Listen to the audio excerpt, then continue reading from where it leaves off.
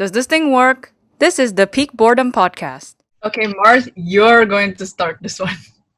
Okay, let's can you count? I'm not good at counting. Don't cut this. I love this. There's 3 numbers, Mars. Just do it. 1, 2, 3. Welcome to the Peak Boredom Podcast. Today we have a special guest. This is my friend Christy. We've known each other since middle school, and we're gonna talk about a breadth of topics ranging from friendships and interpersonal relationships. Just because everybody kind of knows us, sort of, but like you don't know us. Anyway, do you want to? So cringe. Anyway, you want to introduce yourself a bit? Yeah, I can do. So I'm Christy. I was friends with Mars because I broke her water bottle 12 years ago. Yeah. So we went to the same middle school, and then now I work in London. So we want to talk about like a large variety of topics, mainly because I didn't move school a lot. So I have like a limited range of people that I know. But Mars and Christy are basically the human versions of LinkedIn. They have so many connections. They know so many people.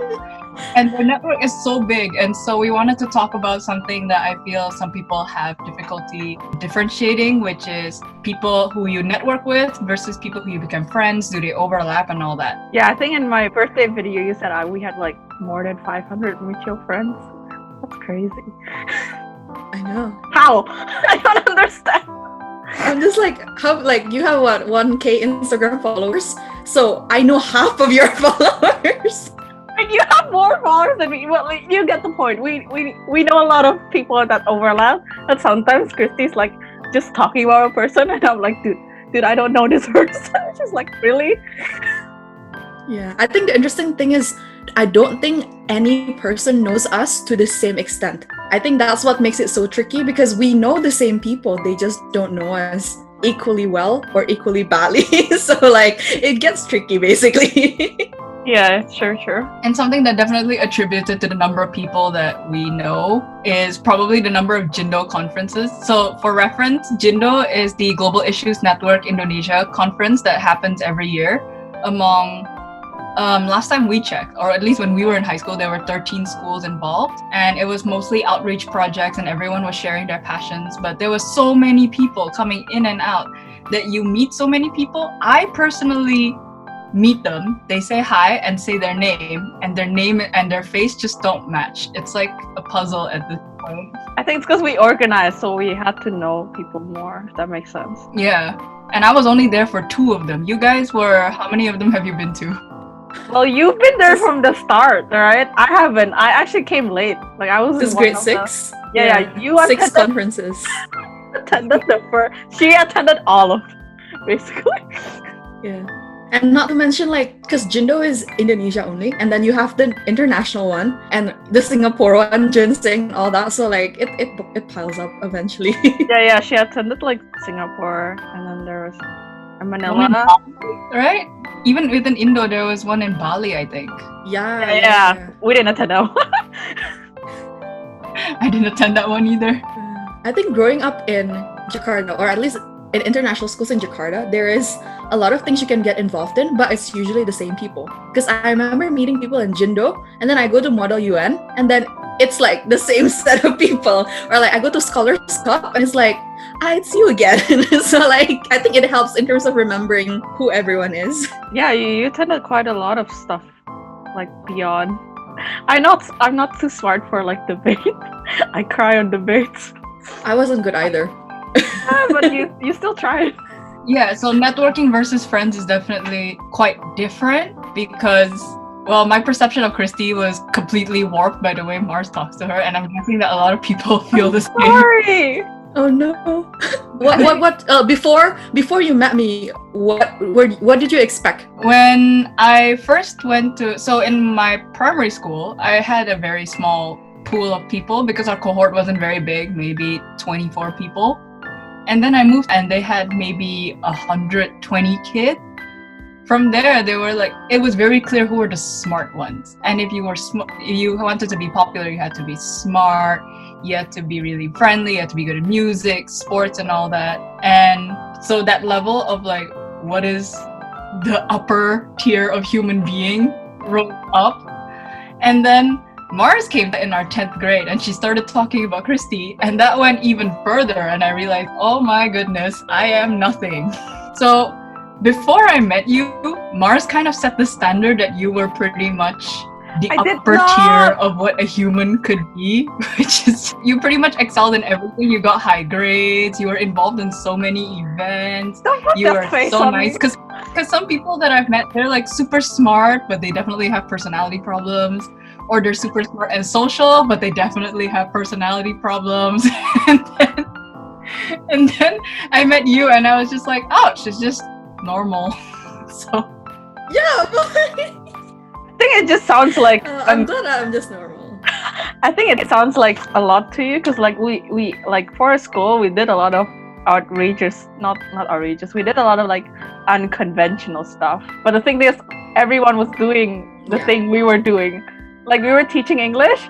There's like 4 other teaching English projects in the school. Yeah, I think it's such a small school. It's like a school of 300 people from kindergarten to grade 12. So like, you know, there's probably 30 people per batch. So the people who are running student council are the same people who are captains of the sports team, are the same people who are organizing conferences. So it's not because we're super ambitious or whatever. It's just because it's a small pool of people. Yeah, like for me, it was just like, yeah, she did the same thing I did. But yeah, I think that was definitely the icing on the cake, because most people who are like smart or sporty or super musical, they stand out and society kind of praises them for being a good student, but they never really do much to help other people. So the idea that, oh, there's someone who's like good in academics, but then still really wants to help the community, I don't know why it was such a novel idea to me.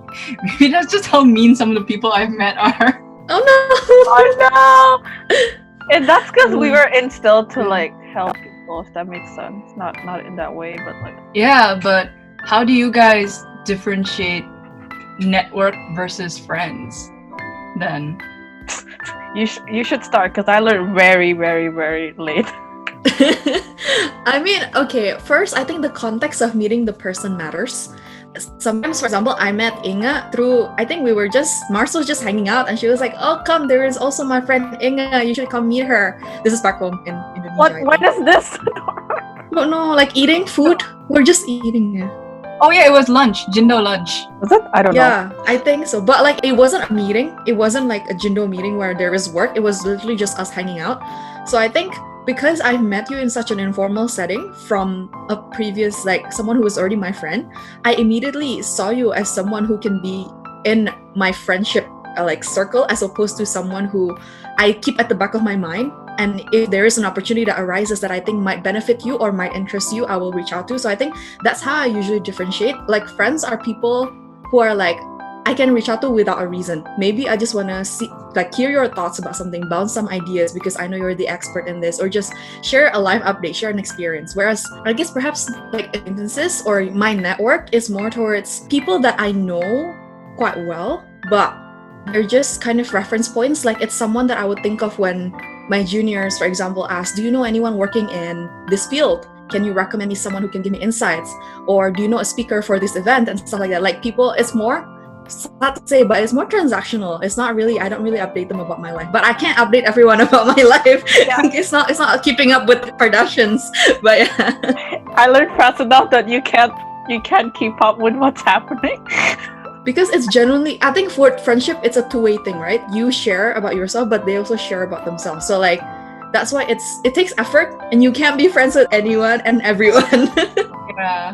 Yeah, and sometimes friendship takes trust too. Like my longest friendship, I don't need to tell them what's going on literally all my life. They're just there, you know, like I don't need to, you know, I can't, like, with this, you know, like there's some friends, they're like, if you don't like say hi in a month on feed, they're like, we're not friends anymore. Oh, yeah. Yeah. There's an interesting question actually. Do you prefer friendship circles where if you don't talk for long periods of time, you can pick up right away, you can empathize right away, and like as if no time has passed? Or do you prefer people who are more consistent in their kind of reaching out to you? I don't know. As a social person, I feel like constant social interaction is necessary for me. But I don't think it needs to be the same person. Like for me, it doesn't necessarily need to be the same person. It's just the trust has to constantly be there. And that's what's important, because constant interaction is not sustainable once you enter the working world, right? Everyone's busy, schedules clash and all that. So you just have to trust that like you can still trust the person. That requires social interaction too. Yeah, no, I think that's a good answer actually. Especially in university, I think that's the first time someone would experience that. But for me, I experienced that very fast. Like if you move to another school, you just gotta trust that some friends are gonna not be as strong as it used to be, and some are gonna trust you along the way.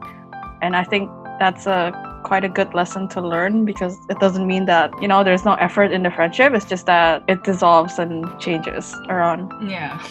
No, that makes sense. I think also what's interesting is sometimes friends turn to part of your network, like part of like friends to acquaintance, acquaintance to friends. It's fluid, but it's funny what leads up to those kind of shifts and changes. Maybe it's time, maybe it's just you don't like they hang out with different people and suddenly, you know, you have different values and you're not aligned anymore. But I think it's fluid, and I think it's a skill that you can learn, like turning like friends with someone. I think generally people like to be listened to, people like someone who's helpful. So I think as long as you keep those in mind, you can be friends with anyone in that way. Yeah. I've actually had very little social skills when I first entered high school, because my social pool was so small back in primary school, and they basically were all the same type of people, so they just kind of all clicked because we all grew up to each other.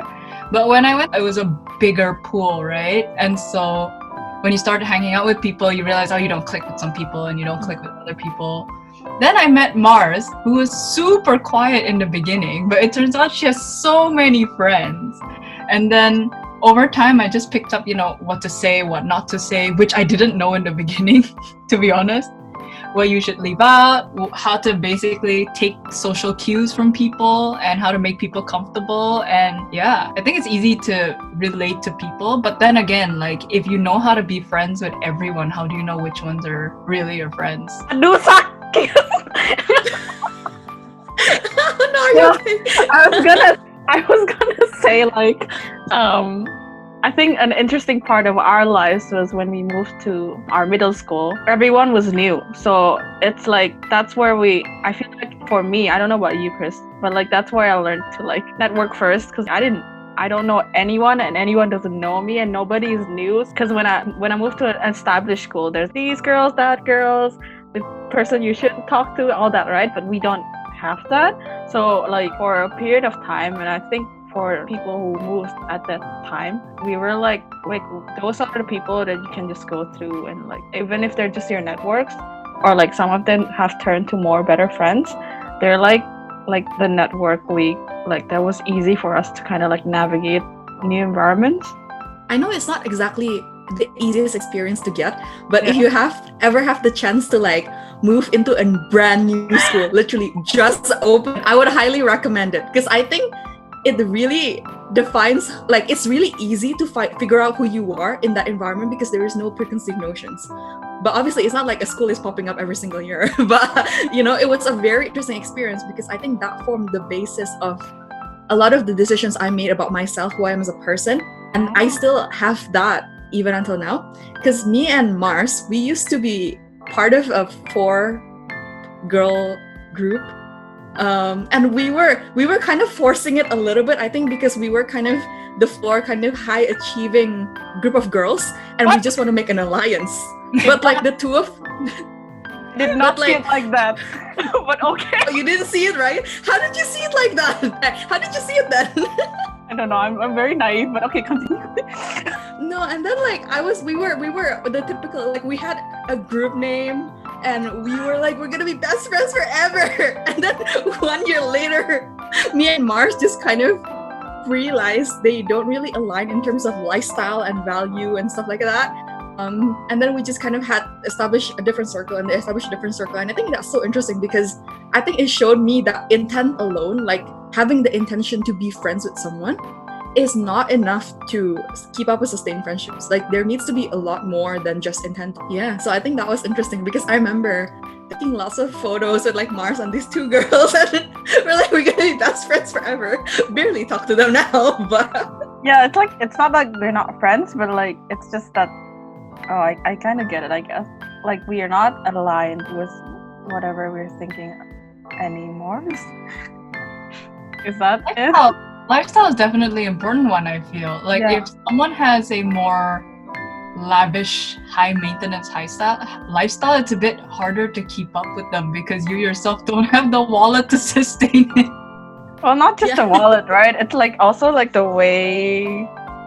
The Like, priorities, right? Yeah, like They're I understand the way we should like let's say if I connect with someone that's like different from me now, like I know them, but like it's so much work to be in their environment that I'm also like an introvert. Like I just kind of like finding out what is the environment first, so it might be a bit awkward first, but like it's just like a lot of work to be there compared to like your friends. But I think that's an interesting story you brought up. It's like I didn't realize that at all. yeah, I don't know. We just kind of drifted apart, I guess. I think. Yeah. Yeah. And people don't realize that's normal, right? That drifting apart from the people you were friends with, because they seem to think that they hold on to friendships that were clearly falling apart or can sometimes be toxic. Yeah, definitely. Yeah. I think the easiest way, like my closest friends are people where I don't filter anything with. Like I'm quite PC as a person. Like I maintain quite a strict, not a strict, but like I present myself in a very specific way to the majority of people. But I think my closest friends are ones that are like, I have no filter on. Like literally I can say controversial things. I can say, I don't really swear in public, but I do with them. So like I sound like a very bad person in reality, but like it's just one of those, because it's a safe environment. I think whoever makes you feel like it's a safe environment, that's your circle. Like yeah. I think you're just comfortable. Yeah. But in a like they won't expose you. Not that like that. You know what I mean? Middle school drama coming back. Whoa, kidding. That is an important factor though, right? And I feel like a lot of people are scared of that. The idea that you can tell someone something and then they expose it. So that happened to me in primary school, unfortunately. Oh no! What happened? I told my best friend at the time just something confidential. And she just, to become part of the bigger clique, she just started hanging out with them and she told them and they just kind of like bullied me over it. Oh no, that's so yeah. Bullying. Luckily, it didn't really feature in our middle school. There is like a little bit of bullying, but like not too. But it was like like it wasn't even bullying. It was just like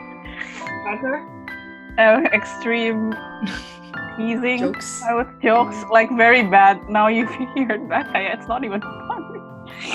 Yeah, it was kind of weird hosting Jindo when we were in 12th grade and I saw like my bully's name listed as one of the. Oh my god. Yeah, I didn't know. It's like, oh shit. Yeah, I told Mars about it. Like, oh yeah, the girl that bullied me in primary school, she's attending. Oh my god. And I didn't really know how to feel about it because it's not every day that you are suddenly in charge of a conference and like your bully attends the conference. But Mars was like, oh, this is like a great opportunity to say that, oh, I made it further than you in a way. Which I know Yeah, duh. Like, come on. some people perceive it that way, right? That success is the best form of revenge. But I didn't really feel that at the time. Yeah, for sure. I had those experiences. It doesn't really feel like that for sure, but I think you never know what goes through someone's mind. Yeah. I don't think I really felt anything when I met her. Just that my first thought was, she's a lot shorter than I remember, and that was it. Yeah, because you're tall, you can't be like that. I think we should move to like, since a lot of people know us, how do you deal with forming your identity? Because I know for me, people who don't know me but know me are like, oh my god, Mars, like NGO whisper, like if you want to volunteer, go ask me. And I was like, listen, I only know like NGOs I care about. I think some people ask me about like medical stuff and I'm like, I don't know. Like, I think forming identity is like is quite hard, especially coming from knowing so many mutual friends. I don't know. Yeah. What about you? I think there is that interesting quote, that's very Tumblr-esque, Insta-esque. That's like a different version of you exists in each person's mind or something like that.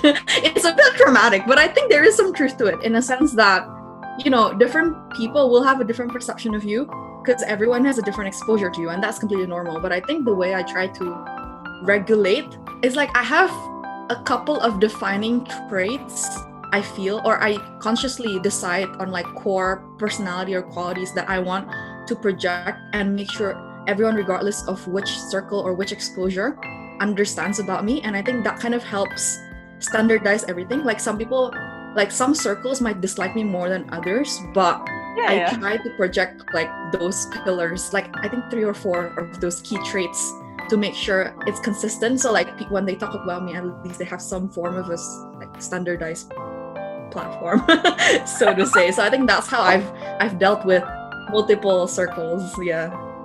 Do you feel like that overlaps with the traits that you project professionally? That's interesting. Yeah, definitely. Like the 3 traits that I chose, not really chose, but like it's really part of me, but I choose to accentuate it a little bit, is the traits I take anywhere, like professionally, socially, anything and everything and anything that I do. Those are kind of, if people like, that game where like, oh, describe this person in 3 words. I hope at least one of those words come up. So it's kind of presetting people's minds. Yeah. I feel like it's easier to form your own identity once you're away from pre-established notions. And that definitely helps when you're in a newly established school, right? You guys went to a newly established school, so it was easier for you. I don't think I formed my own personal identity until I reached uni, until maybe first year of university. But even then, I feel like some people require a bit of an existential crisis in order to discover that about themselves. Because everything they thought were like special about themselves, they go to uni, there's like thousands of kids, and suddenly they're not special. And so now they need to think about like what are their traits, that the special traits of themselves that are outside of academics, sports, and all that. Definitely. I think that's a common experience. I think I decided on those 3 key traits when I was like grade 7, grade 8. What is But that? But then when I graduated high school and moved to uni, I had another existential crisis that changed some of those core pillars. Because I'll give you a more concrete example. It makes me sound like such a big-headed person, but I used to think that one of my pillars was like, I'm smart. I don't care where I am. I need to show people that I am smart. And then I went to uni, and it's like one of the pillars was taken away from me without me consenting to it, because like, why is everyone smart? And then I had to redefine that, because I guess my mistake when I was a little bit younger is that I let the consequences of my action become one of those pillars, as opposed to the kind of the actions that led to the results. So I feel like the smart identity is because of good grades and stuff like that. But behind that, there is like hard work, consistency, stuff like that I didn't realize was the underlying pillar. So when that smartness got taken away because, people are suddenly smarter than me, and I'm like, there's nothing I can do about it. That's when I realized it needs to be something that's more fundamental than your achievements. So that's another personality change. Yeah. I feel like mine were defined for me almost, because all the traits that I know of myself are things that people have told me about myself. Like, if people think that I'm really good at banter, I only know that because someone told me, haha, you're funny. Like, oh, I didn't know that. Okay.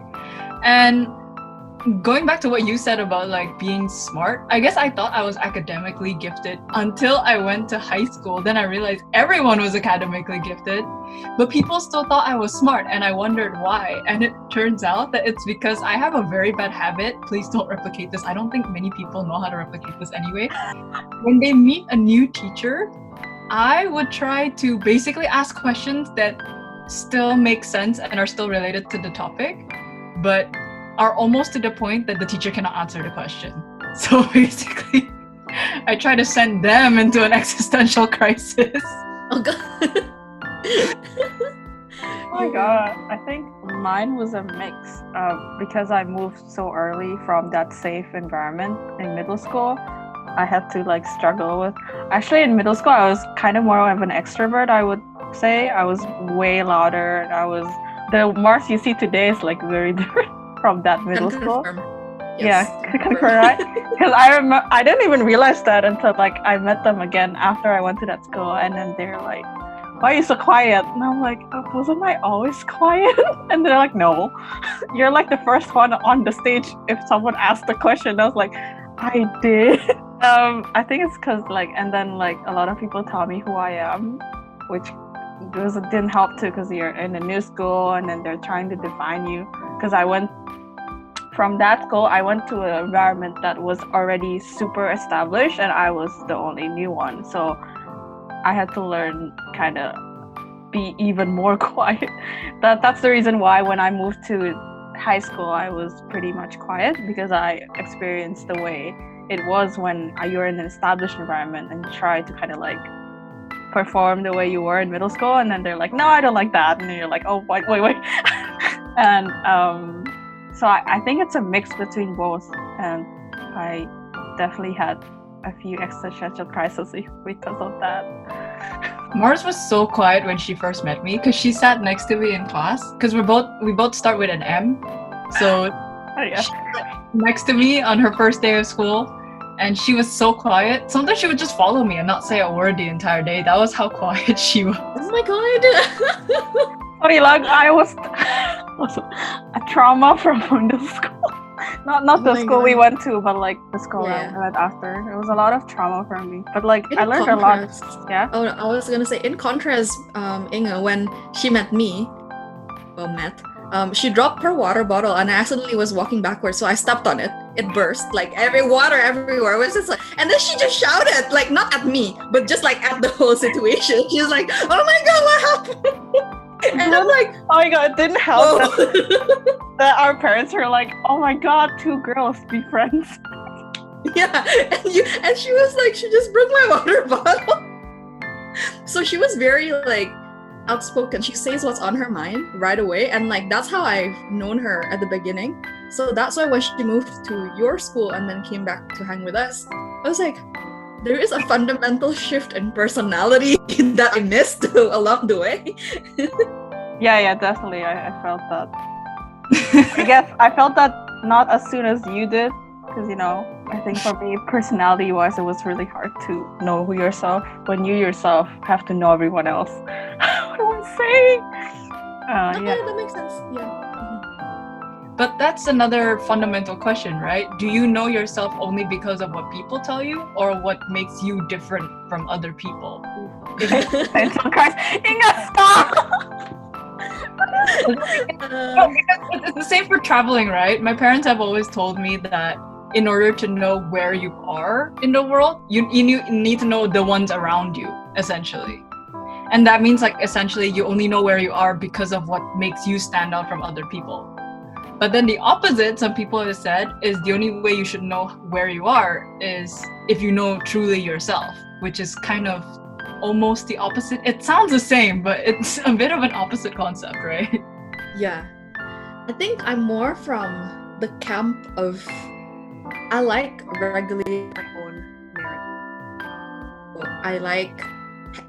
A control freak is a strong word, right? But I like controlling how people perceive who I am. So I think instead of having someone hang out with me and say, "Oh, you're really this, you're really that," I usually consciously present myself in such a way to make people describe me that way. So I think that's been working, and I think that's also why, if you ask Mars whether I've changed a lot from grade 6 until now, I think apart from emotional maturity, hopefully, and like increased vocabulary, I think I'm pretty much the same person. Like I'm the same kind of like person, I hope. So I think in terms of personal branding, it depends on your approach. I think a lot of people like kind of having a feel, observing the situation, observing the people, and then adjusting their personality accordingly, kind of like a chameleon. Some people just enter the room and you can feel their charisma and like who they are, and it's you can perform, you can achieve, you can lead regardless of that approach, but it's just knowing which one's better for you, I guess. Yeah. definitely knowing your environment is important, because now I know like some environment you require that, that you need to inspect what's there, but then some environment you kind of just need to be like, hi, hello, like my name is Mark, blah blah blah blah. Definitely takes a lot of me now, but like I know which one is which is kind of funny because like it doesn't look like it, if that makes sense. It also depends on the situation, right? Some people will be really outgoing, even within the same group. They'll be really outgoing in one situation, but when it morphs to another situation, they become more quiet. I definitely project a different personality during group examinations. Like, if they're doing almost like a trial to see who will they accept into a certain job. I thought you like exam. I was like, don't No. everyone just stay quiet. Like assessment centers. Yeah, almost like assessment centers. But it wasn't at an assessment center. I did this one because of my ambassador job. I've had two assessment center kind of style tests before I got into both of them. And I knew that they wanted leadership. So you just kind of have to swipe at the leadership position as fast as you could. Like they said, do a project. Okay, I know they want leadership. Immediately you're the first one to speak out. You're the first one to grab the pen and like jot everyone's ideas down. Because they're watching. But like I'm not like that with other people. I feel like with other people I'm more comfortable in the second in command kind of position. Because I like the idea of mentorship. So I like leading people. But I don't want to be the one in charge. Because I don't like that responsibility. Yeah. And I feel like when you're in leadership, you kind of almost disconnect from the people that you're leading. So it's just nicer to have that in between, I guess. I don't know what you guys prefer, because both of you have led Jindo. So, your own respective Jindos. So how did it feel? I feel like if I'm guessing this wrong, you can totally like kill me. But like I feel like both of us are kind of similar. Like in the start maybe, but like in the start we actually both just kind of like being like second in command. Like I remember when anytime there's an event, Christy's always like, I want to be the secretary. Like you're totally qualified to be the leader. Like you're totally qualified to be the boss of everything. But I think that's the same for me too. Like if there's a position I can take that's more like under it, I would. But if I feel like nobody can take this position, or I feel like they're not doing as much as they could be, I think that's when you should step up. I definitely felt that when I was in high school, just looking at like the environment we are and the way they did community service felt kind of like transactional, if that's even a word. So I felt I needed to step up, but I don't know. I think for both of us, it was like best. I don't know, but is that still the same for you? But that's how I saw you when I was younger. Yeah, I think it's still the same. I think if given the choice, like if say one of my friends wants to build a startup and they say, which job do you want? I would always say chief of staff, not the CEO, not the CFO, chief of staff. And I think by nature, I'm that type of person. Because one of my pillars, personality pillars, this is more kind of like, hey, look at me. This is my personality pillar. Someone want to date me? No, I'm kidding. Okay. No, I'm kidding. Please delete that. Anyway, I think by nature, the mindset that I have is more nurturing instead of leading. I like nurturing and developing people and communities. So I think Mars is right. I'm the type of person who, if given the choice, I would rather do the assistant kind of job. I've always said to my friends, being a personal assistant and executive assistant is my true calling. It's just that they don't pay high enough for me to justify going into that like career route. But I'm good at it, and I know I'm good at it, So that kind of thing. But also, I think I'm lucky in a sense that usually after I've done those more second in command roles, the leader usually offers me the leadership position after a year or so. So I think when we were in middle school, I was the secretary for I think 6 or 7 student society. Like it was crazy. Like I was the go-to secretary for like anything, like any event, any society. Like if you were building a team and there's a secretary position, people always think of, okay, let's recruit Christy. And I think at one point the principal even said, we can leave this school, like we can like have the PAs take a break and have Christy replace them, and I think the school will run fine, So I do like the job.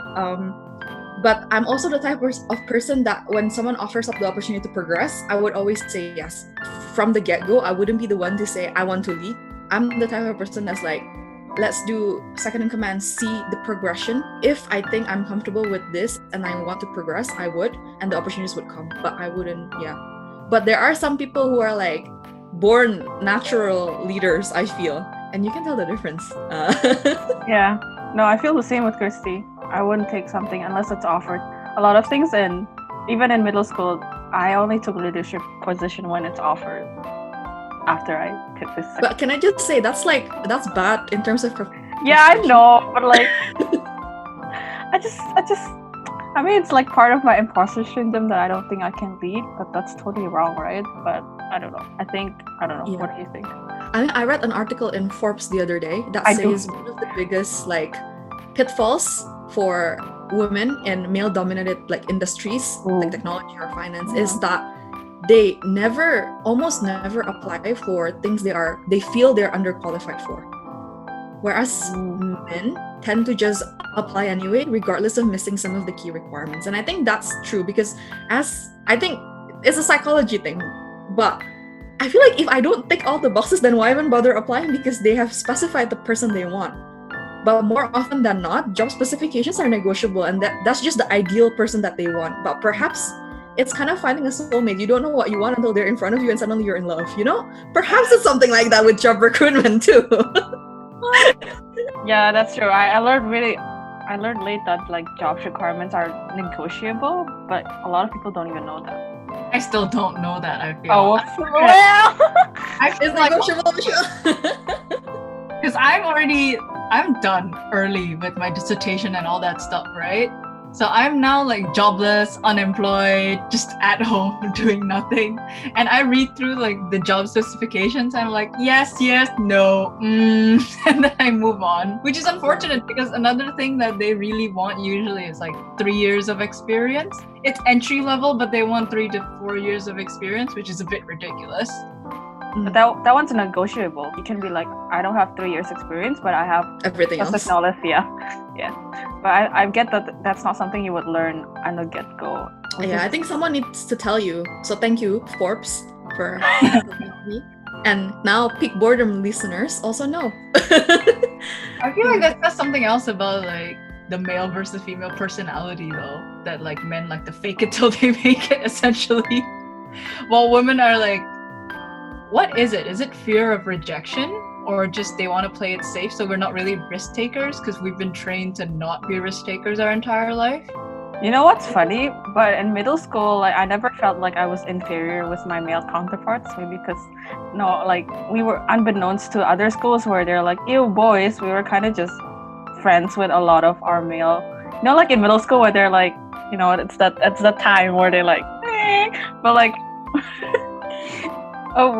we were like friends with a lot of our, even people who we don't really like. We knew how to be civilized. We just knew how to like. Were you uncivilized before? Were you running around? What? The wrong word. Well, I think what was interesting, like we knew which people to take in and to work with, even if they weren't necessarily our closest friends. So I never felt like at that time. I never felt like I was like inferior. But then like I don't know. As I grew up, I was like, can I do this? I think it's both nurture and nature, right? I think neuroscientifically, biologically, women are wired to be more risk averse because they're usually the ones taking care of their families. So, for someone who holds a lot of responsibility and is supposed to be nurturing and stuff like that, you're usually more risk averse. And it's, I think what's interesting is in my line of job at the moment, in finance, I see this almost on a daily basis because I deal with equity researchers who basically rate companies like buy, hold, or sell and value companies like how much are they worth investing in. So there are male and female equity researchers, and almost always the female researchers, their valuations are a lot more conservative than their male counterparts. And this is a trend that I've been seeing for kind of cycles where they submit to my company. And I always wonder, I'm just like, why are they being so conservative? Why are they so... People are like my bosses who are all males. They're just like, oh, you know, they're like such negative thinkers. They don't believe in the story and stuff like that. But I think it makes sense, you know, as you want to take a calculated risk. And I think perhaps that's why. And also with guys, there is that kind of toxic almost of like, oh, you need to prove yourself. You need to be the best. There's that push from society as well. So perhaps that's why they're more willing to take the leap. Okay, cut that part. But like, how did you make friends in the workplace? I think that's like a whole. Not even friends. I guess like, how did you navigate the world? Because other than internships, which is I feel like just a whole other thing. How does that affect the way you see friendships and stuff? You know what's interesting? So I'm pretty easygoing and pretty friendly with pretty much anyone. Yeah. I'm a student ambassador as well, so it's kind of required that I know how to get along with pretty much anyone. But when I was in Manchester for my final year project, the team that I was with, despite them being really receptive of me and they were all really friendly as well, we didn't really click. Oh. Which is interesting because you'd expect two groups of extroverts to just naturally click, right? We got along, we didn't fight or anything, but it just like, it felt like we didn't click. Which is not something that people, you know, really consider, right? Because they think, oh, if you get along, then automatically you'll just, you know, everything will go off without a hitch. But it became obvious the longer I was with them that I wasn't a part of them. What about you, Christy? I forgot Mars's question. What did you ask, Mars? Workplace. Friends in the workplace. Yeah. So I think when I started working full time, you know that a lot of people say don't get too close with your colleagues. That's also why a lot of HR of companies say don't date your colleagues, because like, you know, it's true, you know, it's sometimes forbidden to have to companies, especially in Indo. I don't know why, but anyway. Which is ironic because my parents actually met at work. They have to move when they start dating? No, my mom only quit I think when she got pregnant with me. And that was because my grandma made her do it. But before then, my parents worked in the same company for years, even after they got married, I think. Yeah, I think the concern for people are like, if you get too friendly, too close, you become, you kind of like, how you treat your friends and how you treat your colleagues are different, right? You want to stay professional, you want to make sure they listen and actually follow your deadlines, for example, or follow your brief, take you more seriously, see you as kind of like, if you want to have a power dynamics because it's necessary for your role, for example, you don't want to ruin that by being friends with them. So I had that mindset coming into work, saying that, I'm not gonna like get too close to anyone. Like, I think surprisingly for most people, you still don't hang out with your work colleagues outside of work. Like on the weekend, very little people hang out with their colleagues. I think it's a function of both not wanting to get close, but also most people have families. So it's usually just like after work drinks. But then I think I got lucky because I got into this circle of Asian girls in my division. So there is only really 5 of us. Diversity! But there is this 5 Asian girls in my division who are ages wise not similar at all. Like someone is like 12 years older than me and stuff like that, but we became close. We are the type of like, we're actually genuinely friends. We slept over at each other's places, we hosted weekend dinners and stuff like that. And surprisingly, I work now, like one of the people work in my team, like she moved into my team and we are now working professionally and like as friends. And I think it's just the most important thing is just setting a mutual understanding. If you're at work, it's completely professional. If you're outside of work, then like, you know, who cares? I think it's the same also with a community organization that I'm part of. The people who manages the organizations are my friends, but when we are planning meetings, hosting events and stuff like that, there is still the power dynamics come into force. And I think they kind of switch a mindset, and I switch my mindsets too. I'm kind of like, I'm more authoritative and more, the way I speak is a little bit different, but they're aware as well. So I think it's just balancing them out. I think there's nothing wrong with being friends with people you work with. It's just, you can't be friends with anyone. I think if you're like 3-4 corporate grades above you, then it's a bit hard to kind of make them your best friend. I think that rule mostly applies to relationships, right? It's not really friendships. that like dating someone in the workplace is probably gonna interfere with maybe some of your personal decisions. It's definitely not okay to date your superior. That one is like, Yeah, no. But I think what I learned was like early on, this when you make projects, you also want to work with people you know are like better than you, but are not necessarily your friends, because there are some organizations that I work on. No. There are some community projects I was in it where I took people that I wasn't necessarily friends with, but then we eventually turned into friends. Maybe that's like, in a way, you have to learn also like how you form friendships and like how you work with people. So like some people are not comfortable at all, being friends and working, but like some people need not to know them. I think what's funny is I think sometimes your persona is different. Like someone has told me this recently, like me as a work friend and me as a friend is quite different sometimes. Like I compartmentalize obviously, and they also compartmentalize, but like at work I'm a bit of an organizational control freak in a sense that I want everything scheduled, I want everything filed properly, I want a system, like that. Yeah, I know. But then obviously when you're friends, like of course I still prefer people telling me if they want to hang out so I can schedule and stuff like that. But also if someone just tells me like out of the blue, do you want to do this? I would usually say yes, and people would be like, work Christy would never say yes to something spontaneous. Like imagine someone just handing you a piece of work and saying work on this right away. Like you would just be like, no, But as friends, as friends, I would drop everything. If Mars texts me, Christy, I need to tell you a story, I would drop everything and say, call me, tell me, what's up, So it's like, it's... I thought you were gonna say, if Mars called me and she needed me, I would fly to Canada. I was just, whoa. Oh, no. I don't have the money. Early on, we realized that's never gonna be possible. But like working with your friends, you still have to know which friends to work with and which ones not to.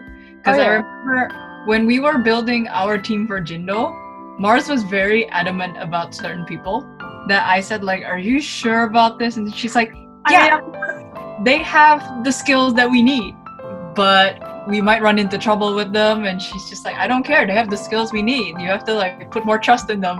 That did not go well. I mean, I think what I learned from that is it doesn't always work, but like it still it usually does. It just maybe it usually does. I was just not.